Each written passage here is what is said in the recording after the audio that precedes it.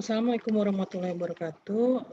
Baiklah, pada pertemuan kali ini kita masuk ke materi tentang sistem komputer atau komputer. Sebenarnya materi ini harusnya di awal-awal ya, karena sudah terlalu banyak menceritakan tentang peranan TI, alasan TI, pertimbangan TI, dan seterusnya, maka ini agak terlewat sedikit. Nah, untuk itu Ibu akan share screen dahulu, materi sistem komputer ini. Nah, ini, sistem komputer. Sistem komputer itu kalau saat ini sih, sering dikenal dengan komputer saja ya, seperti itu. Nah, ini, kalau secara definisinya adalah sekumpulan elektronik yang saling bekerja sama, dapat menerima data, mengolah, dan memberikan informasi serta terkoordinasi di bawah kontrol program yang tersimpan di memorinya. Nah, artinya apa? Di sini ada proses input, ya, melakukan input, proses, output, ya, seperti itu. Nah, yang diinputkan apa, yang diproses apa, yang dikeluarkan apa, nah itu berada pada sistem komputer semua. Nah, yang diinput itu ya, yang diinput itu adalah data ya. Nah, untuk mata kuliah PTI ini ya, kita ngomongin teknologinya, teknologi input. Teknologi input ini apa contohnya? Kalau kemarin kan sudah sedikit disinggung ya, bahwa banyak sekali teknologi input ini, yaitu contohnya mouse ya, kemudian mouse seperti ini ya mouse-nya, lalu keyboard ya, lalu ada untuk main games ya, joystick namanya, dan lain-lain lah. Lalu dilakukan proses, teknologi proses itu namanya prosesor ya, ada di dalam komputer itu sendiri. Jadi prosesor itu adalah untuk memproses apa? Data, teknologinya prosesor salah satunya. Lalu setelah diproses disimpan, tidak langsung input lalu diproses langsung keluar, tidak. Tapi ada memori untuk menyimpan data ya, baik itu memori sementara maupun memori permanen. Nah, teknologi storage ini ya, ada yang namanya main memory atau primary memory ya, memori utama. Lalu ada secondary memory atau memori tempat penyimpanan kedua ya. Jadi kalau main memory itu adanya di dalam komputer ini ya, dan tersimpan ya. Lalu secondary memory itu memori kedua seperti ini ya, salah satunya seperti yang ada di contoh ini adalah melalui hard disk ya, ini apa namanya itu flash disk, lalu disket kalau zaman dahulu itu, lalu ada juga CD eksternal ya, internal itu tetap secondary memory namanya. Nah, nanti kita bahas lagi untuk storage ini karena ada RAM dan ROM ya. Lalu ini yang keempat, ini adalah keluaran. Jadi input, masukan ya,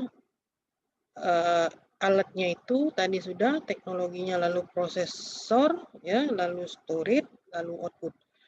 Alat output ini ada yang namanya hasil dari output ini adalah berupa file, lalu ada juga berupa hard copy.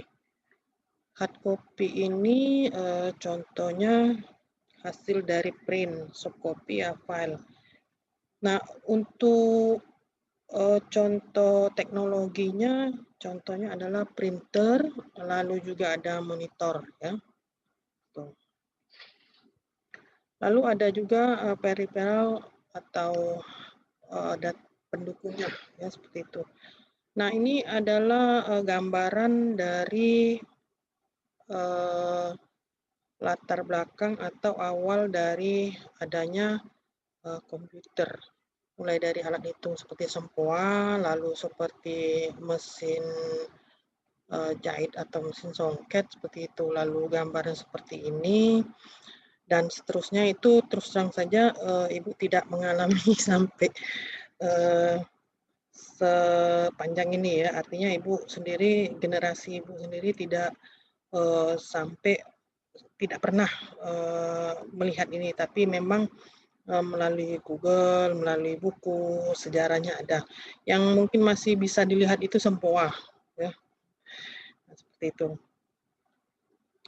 Nah, adapun klasifikasi komputer itu sebenarnya ada beberapa ya. Jadi kalau Ibu sudah baca buku dan Ibu klasifikasikan bahwa komputer itu ada yang dibuat menurut jenis datanya, kemudian ada yang dibuat berdasarkan bidang masalah, lalu yang ketiga itu berdasarkan kemampuannya, lalu ada komputer yang dibuat menurut perkembangannya, dan ada juga komputer itu dibuat menurut ukuran fisiknya, itu E bukan C ya. Nah, seperti itu. Oke, kita bahas yang pertama. Untuk yang pertama itu ya, bahwa komputer yang dibuat menurut jenis datanya dibagi menjadi 3, yaitu digital komputer, lalu analog, dan hibrid. Nah, digital komputer ini yaitu dibuat untuk mengolah data kuantitatif yang berupa angka-angka, huruf, tanda baca, baik yang berdiri sendiri maupun gabungan dari data tersebut. Contoh, kalau digital komputer ini sudah banyak sekali kita temui ya, apa-apa yang sudah digital itu adalah digital komputer. Contohnya tensi digital, itu mungkin yang sering dipakai untuk tensi ya, tensi darah, apakah naik, turun ya. Lalu juga contoh lainnya itu pengukuran suhu. Oke, kemudian untuk yang kedua, analog komputer, yaitu komputer yang dibuat untuk mengolah data kualitatif seperti temperatur, kecepatan suara ya. Contohnya komputer di rumah sakit untuk mengukur suhu, kecepatan, dan lain-lain ya. Kalau di analognya ya seperti ini, kalkulator. Bentuknya masih analog. Contoh lainnya yang analog itu adalah kecepatan dan tekanan seperti ini ya. Contohnya lagi adalah speedometer seperti itu ya. Yang ketiga adalah hybrid komputer. Hybrid komputer itu adalah jenis komputer yang dibuat untuk mengolah data kuantitatif maupun kualitatif.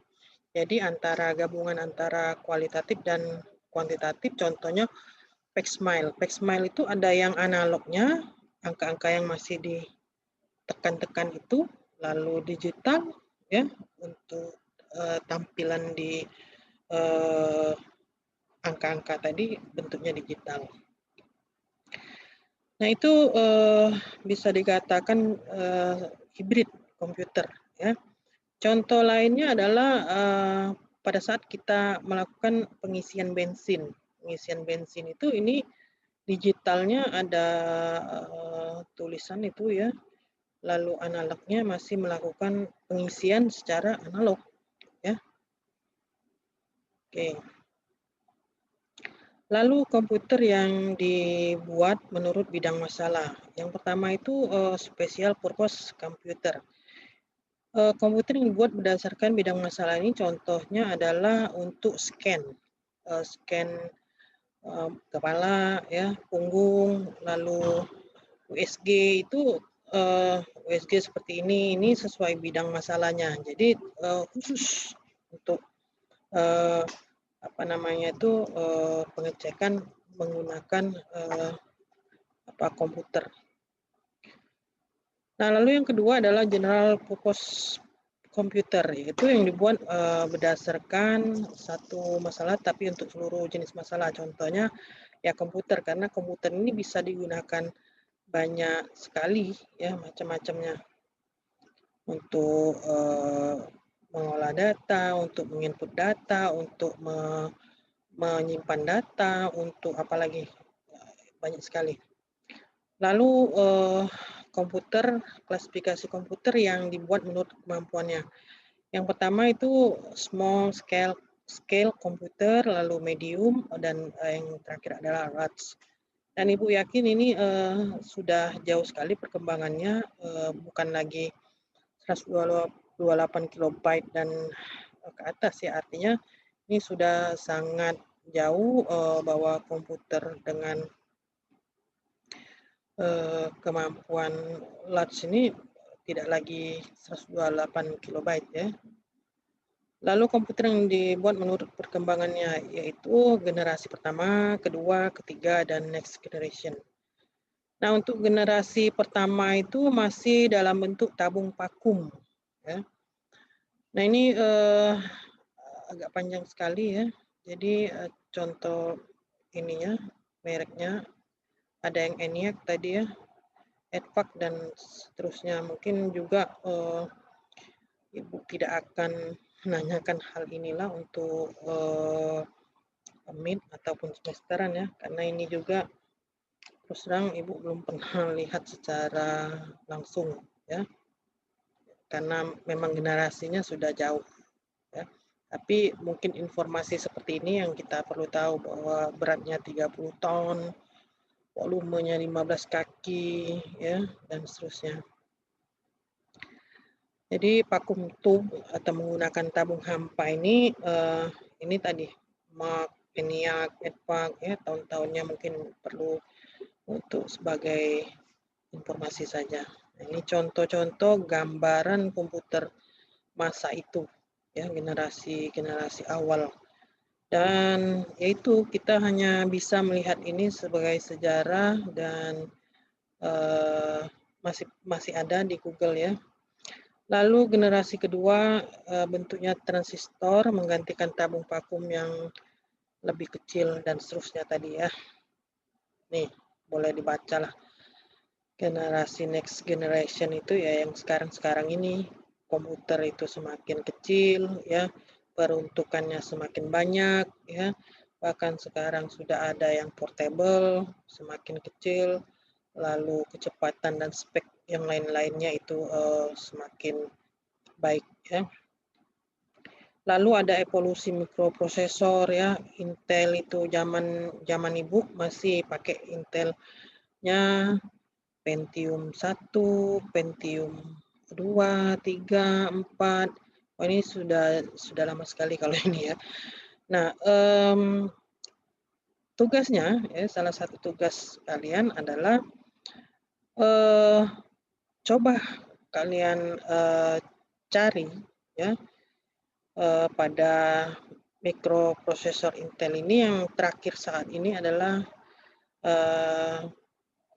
Intel atau prosesornya apa, seperti itu. Lalu buat sesuai baris-baris ini ya, pasti dapat.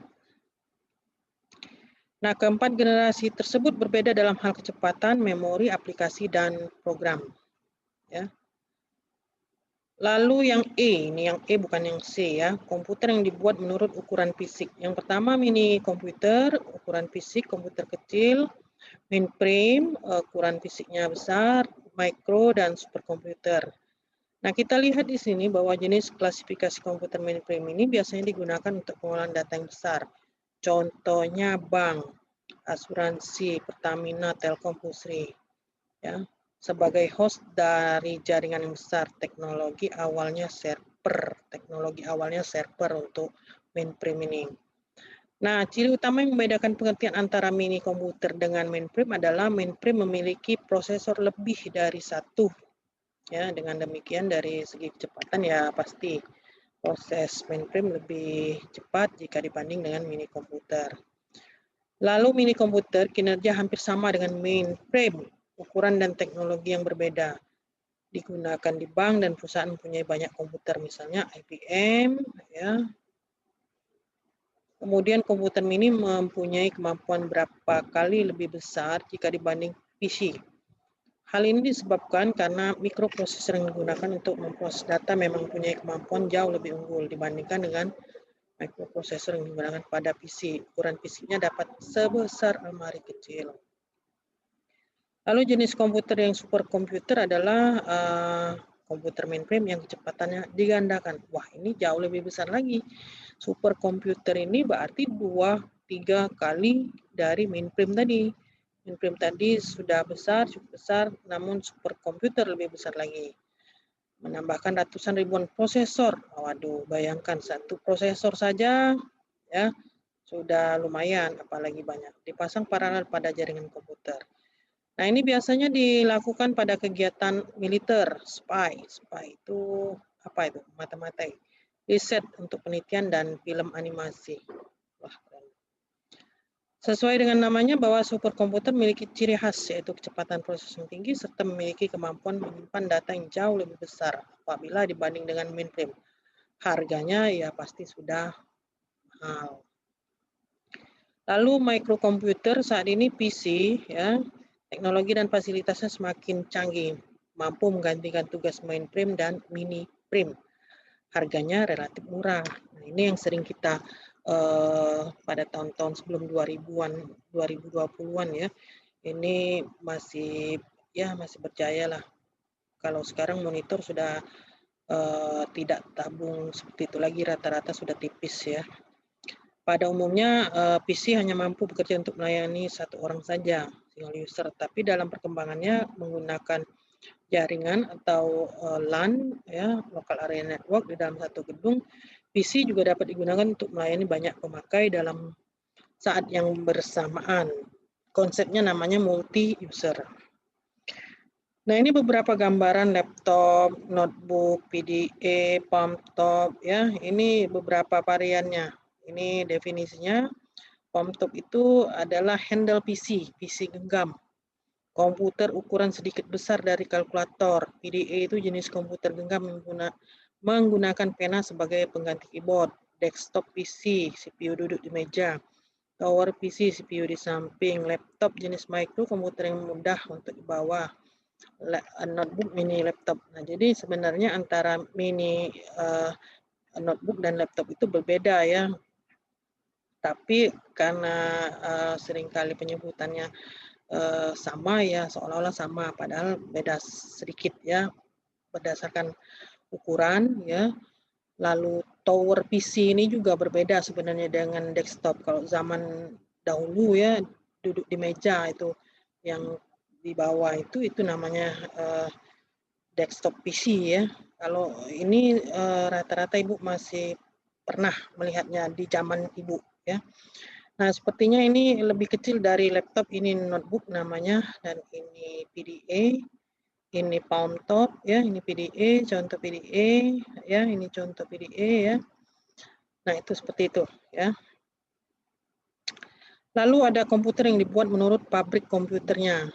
Ya, yang kalau zaman dahulu ya IBM, Unipec, yang seperti ini ya. Philips ya, Wang. Ya, sekarang ini ya inilah yang mungkin paling banyak dipakai mahasiswa itu ya. Compaq, Acer, Apple, HP, Sony ya, Asus, Lenovo, yang seperti inilah ya paling banyak. Oke, mungkin sekian dari Ibu untuk materi komputer ini. Terima kasih. Assalamualaikum warahmatullahi wabarakatuh.